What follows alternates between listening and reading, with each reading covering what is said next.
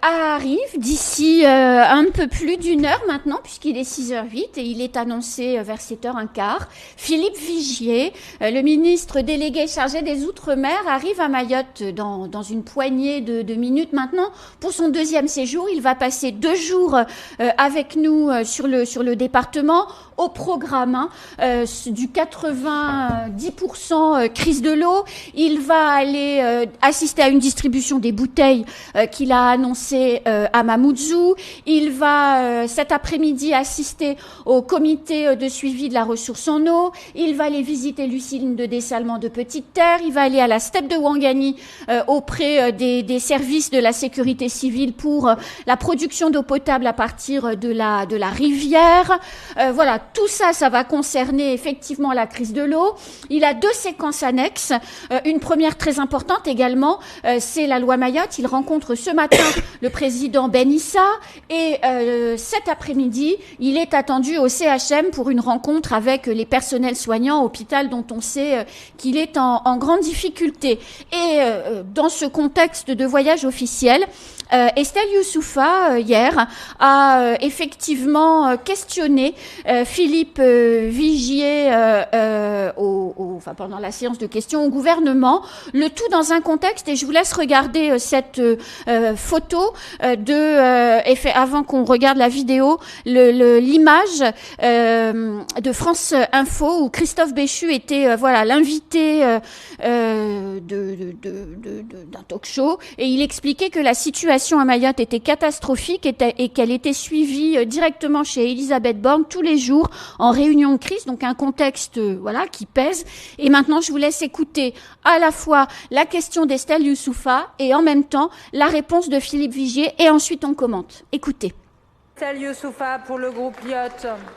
Merci Madame la Présidente. Ma question s'adresse à Madame la Première ministre parce que c'est ici l'action de son gouvernement que je questionne.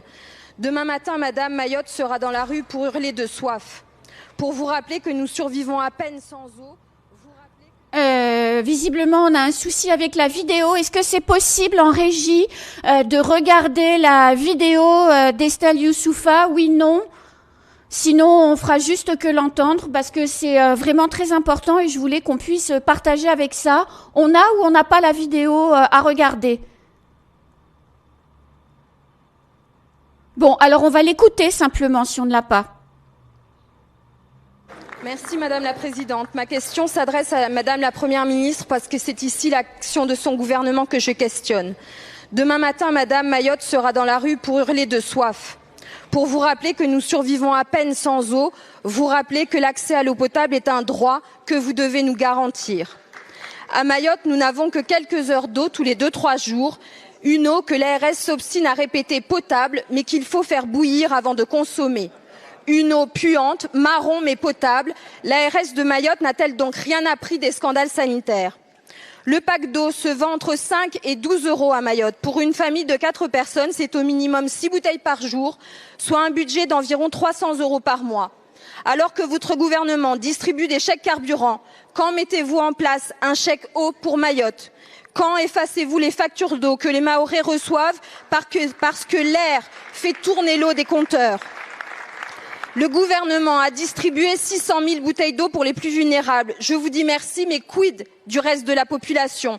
Sans eau, tous les Mahorais ne sont-ils pas tous vulnérables? Parlons du risque de typhoïde et de choléra sur notre île qui compte de nombreux bidonvilles. La crise sanitaire est imminente alors que notre seul hôpital s'effondre avec une centaine de soignants qui manquent à l'appel dans le plus grand désert médical de France. Nos écoles, nos lycées ferment faute d'eau dans des robinets ou à cause de la violence qui a repris parce que Wambouchou est suspendu. Quid de la scolarité de nos enfants?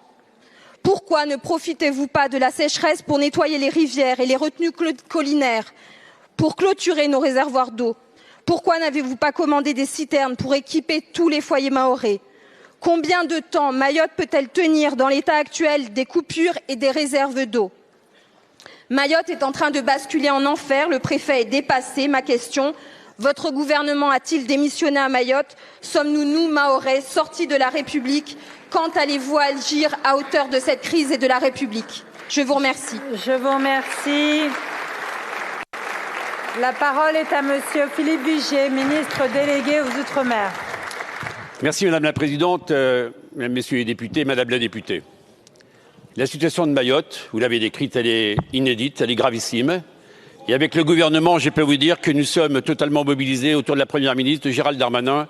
Et je tiens à dire ici que cette crise, Madame la députée, elle exige d'être à la hauteur des enjeux. Tout d'abord, vous l'avez rappelé, le préfet a dû prendre des mesures drastiques de réduction de l'eau 2 jours sur 3. C'est-à-dire que les Mahoraises et les Mahorais, qui font preuve d'une résilience formidable, ont de l'eau 1 jour sur 3. Deuxièmement, nous avons fait quoi? Nous avons mis en place ce qu'on appelle des chemins de l'eau pour sécuriser les écoles, les services publics et les établissements de santé.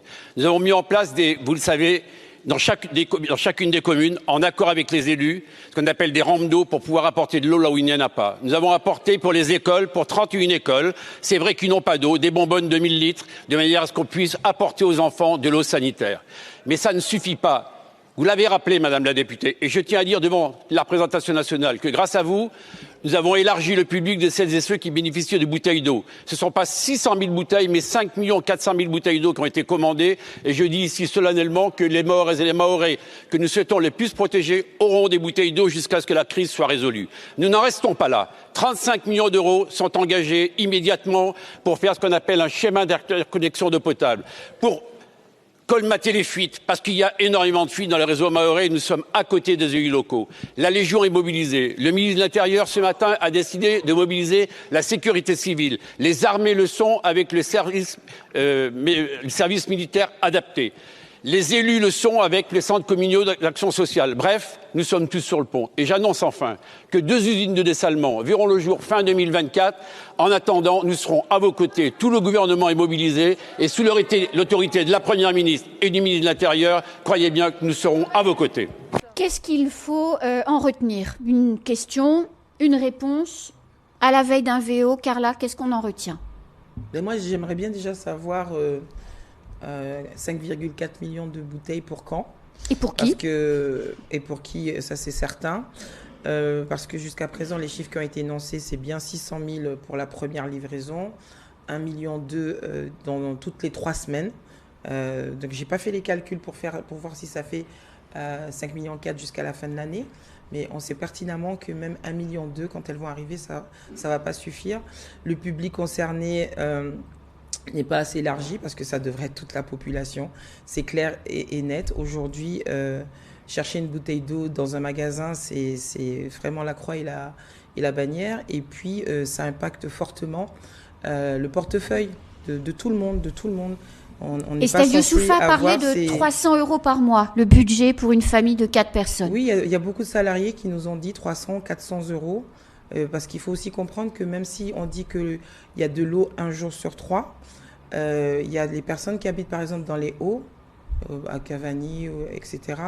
Le temps que l'eau soit redistribuée et que ça monte, ils n'ont pas le temps d'être servis. Et il y a des personnes qui se plaignent que ça fait 1 mois, ça fait 10 jours qu'ils n'ont pas d'eau. Et là, on parle carrément d'acheter de l'eau pour se laver. C'est pas que pour boire.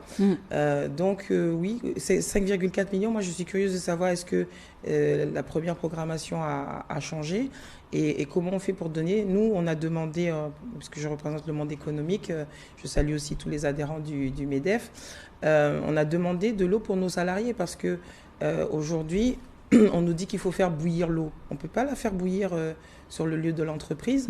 Il y a des initiatives qui ont été prises de protéger la zone économique de Kawini. C'est quelque chose qu'on apprécie. Nous, on n'est pas là que pour taper parce qu'on voit bien les efforts qui sont faits. Maintenant, ce n'est pas suffisant.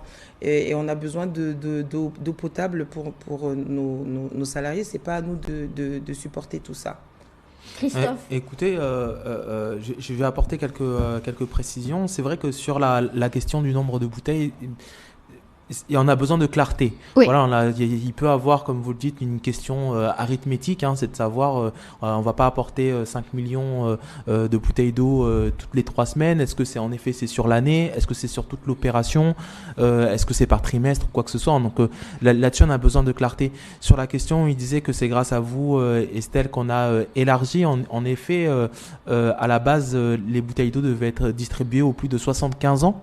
Et Estelle avait demandé à les ramener à 65. À les ramener à 65. Et c'est vrai que sur la question que toute Mayotte a besoin, en tout cas, de bouteilles d'eau, on est tous vulnérables face à cette énergie. Ça, c'est sûr, c'est la base. Je pense que la très grosse, la plus grosse problématique dont fait face le gouvernement actuellement, c'est la logistique.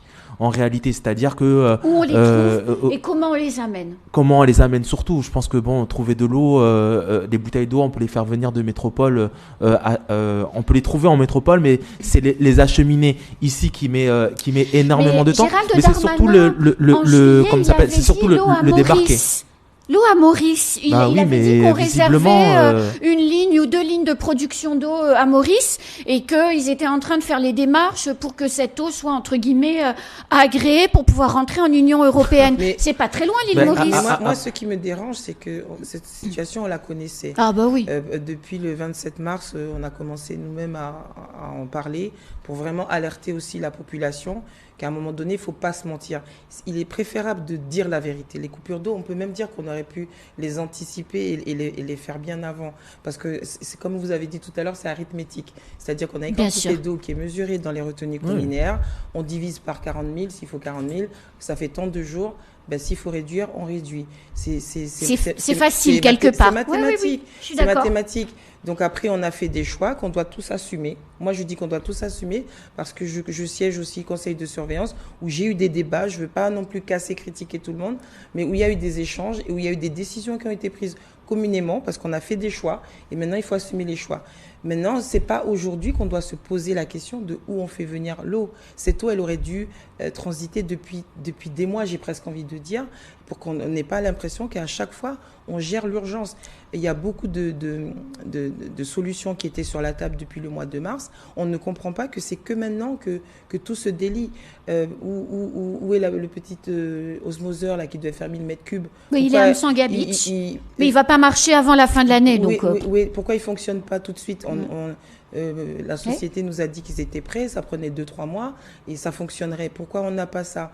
Il y a beaucoup de questions qu'on se pose. Les forages, pourquoi on n'a pas lancé la campagne plus tôt? Il y a beaucoup de questions qu'on se pose. Pourquoi on est toujours dans l'urgence? Et là maintenant, on a des petites solutions. Et après, il faudra aussi se poser la question de l'environnement, de l'écologie, tout ce plastique qu'on fait débarquer, il faudra aussi le traiter. Exactement. Il y a la question aussi, moi je vois en tout cas la réponse de M. Vigier. Je pense que je suis d'accord avec ce que dit Carla, ça arrive beaucoup trop tard. C'est-à-dire que le gouvernement a été prévenu. Je pense que ça a été le premier discours qu'Estelle elle a fait que on va vers une catastrophe. Il faut absolument que le gouvernement se bouge. Et puis on a eu pendant 9 mois où le gouvernement a dit on réfléchit, on regarde pour l'eau, est-ce que c'est possible de faire venir les bouteilles d'eau, on va voir est-ce que c'est possible, on pense à un osmoseur, à la DUP, je sais pas quoi. Et puis on arrive hier à une précipitation. Et en fait, je pense que s'il y aurait eu en tout cas cette précipitation beaucoup plus tôt, on aurait pu vraiment je pense même à éviter en tout cas cette situation dans laquelle on est actuellement, parce que c'est vrai qu'elle a problème de logistique, mais si on l'avait pu l'étaler sur le temps, tout le monde aurait pu avoir de l'eau par beaucoup moins chère. Par rapport à ce qu'a dit Philippe Vigier en réponse à Estelle Youssoufa, il était en train de se préparer quelque part à prendre l'avion, puisqu'il a pris hier soir l'avion. Oui. Qu'est-ce qu'on peut attendre concrètement de ces 2 jours de Philippe Vigier à Mayotte? Est-ce qu'il arrive avec des solutions, avec des choses à nous dire? Alors moi, pour le monde économique, c'est très clair. Nous, on attend des chiffres, les chiffres notamment du montant de fonds de solidarité alloués pour... Vous déjeunez avec lui demain, je crois. Oui, demain, on déjeune le monde économique, l'UMI, la CAPEB, l'UDP, la FMBTP, la CPME, j'oublie personne, et je salue aussi les collègues. Donc les chambres consulaires aussi, je ne veux pas les oublier. Voilà, on déjeune effectivement avec le ministre, mais je pense qu'on aura une seule voix pour dire que où sont les mesures d'accompagnement aux entreprises. Aujourd'hui, les entreprises sont exsangues. On a des comptes qui sont saisis, bloqués pour payer les charges fiscales, les charges sociales. Ça, ce sont des réalités économiques. On avait demandé de la clémence ce sont des choses qui, entre guillemets, sont gratuites. Quand on demande à l'administration de lever le pied et d'arrêter les procédures de recouvrement forcé, ça, ce sont des choses qui sont très faciles à mettre en place. J'en ai fait la demande encore officiellement lors de la dernière commission consultative de travail auprès de monsieur le préfet, qui maintenant a des pouvoirs élargis. Et donc, il faut aider les entreprises. On a acheté des cuves, on s'est doté C'est des investissements, oui. Ce sont des investissements qui étaient lourds, qui n'étaient pas Jusqu'à prévus. 3 000 €, je crois. Et même moi, La j'ai cuve, des adhérents une cuve, j'ai des adhérents un qui m'ont prouvé qu'ils raccordement. ont fait des investissements allant de 30 à 35 000 €. Oh là là. Se connecter sur le chemin de l'eau parce qu'on n'y était pas. Et tout ça, qui va nous rembourser? Personne. Non, il faut qu'on nous rembourse. Il faut que sur présentation des factures, on nous rembourse. Donc, il faut un fonds de solidarité pour accompagner les entreprises. Il faut pouvoir couvrir les charges fixes à minima. Donc, il y a des propositions pour l'instant dont on a parlé, mais à part celle des agriculteurs, on a clairement, que je trouve assez ridicule, pardon.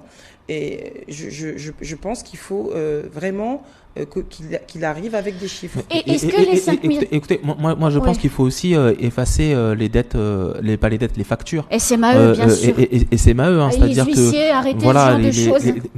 déjà ça, mais aussi facturer une eau que l'on doit bouillir, c'est pas correct. C'est pas correct. En plus, vous savez, quand on bouillit de l'eau, il y a de l'eau qui s'évapore, donc qu'on n'utilise pas. Donc je pense qu'il y a cette question, en tout cas, d'effacer les factures de la SMAE qui est extrêmement importante, et ça permettrait aussi pour les usagers de ne pas partir en justice contre la SMAE. Contre la SMAE. Est-ce qu'on peut s'attendre à ce que Philippe Vigier annonce qu'à partir de la semaine prochaine, ou je sais pas quand, chaque habitant de Mayotte va pouvoir bénéficier des fameuses 5,4 millions de bouteilles d'eau? Est-ce qu'on peut attendre cette annonce de la présence de Vigier pendant 2 jours? Après, ça restera une promesse. Je veux dire, comme on dit, nous on a besoin, en tout cas, de voir les chiffres, de voir comment ils vont pouvoir les amener. Je veux dire, moi, je suis assez habitué aux grandes annonces. Quand on a parlé de 800 classes, quand on a parlé de 10 000 expulsions, et puis maintenant qu'on parle de 5 millions de bouteilles d'eau, ce sont des annonces. Donc, celui qui veut y croire, il peut. Il y a pas de souci. C'est vrai que nous, on a besoin en tout cas de plus de clarté pour savoir quelle est la capacité en tout cas maximum que Mayotte a, la capacité maximum d'acheminement de bouteilles d'eau qui est possible à faire à Mayotte, et puis qu'on puisse l'atteindre. En tout cas, il y a de capacité, bonnes nouvelles de ce que j'entends, parce que j'en avais moi-même parlé sur vos ondes, qu'il fallait 2 usines de dessalement. Oui, il l'a dit. Et là, il l'a dit. Donc ça, pour le coup, c'est quand même une très bonne nouvelle à horizon 2024, parce que je pense qu'il y a vraiment moyen sur une île de trouver des solutions et de ne pas être... Et puis voir aussi, et puis savoir aussi qui va les financer. J'ai presque envie de dire qu'on s'en fiche. Non, parce que quand on fait des annonces... Est-ce que c'est la population mahoraise qui va les financer via... oui, puisqu'on paye des impôts. Non, mais bien sûr, mais même via les factures, parce que si c'est on va demander à ce que ce soit répercuté sur le budget du syndicat, le syndicat va le répercuter forcément sur nos factures. Moi c'est à ça que je pense. Donc je pense qu'il y a ce besoin de savoir qui va financer en tout cas ça. Est-ce que ça va être un prêt, etc. Non, mais vous avez totalement raison, dans la mesure où il faut se poser la question du prix du litre d'eau. Exactement. Et même d'un point de vue électrique, et d'énergie. Ça coûte plus cher, oui. Et il faudra encadrer les prix, peut-être comme on l'a fait avec un arrêté ou je ne sais quoi, l'électricité. On fait rappel à la solidarité nationale, le carburant, tout à fait. Et il y avait aussi la question du curage, qui est très important, des rivières, mais surtout de la retenue des 2 retenues collinaires. Maintenant qu'elles sont à vide, on a tout un dépôt de boue qu'on a accumulé d'année en année. Il faut les enlever pour qu'on ait une plus grosse capacité. C'est là aussi que le chèque de l'eau aura son sens. Exactement. O-News Radio sur outremernews.fr.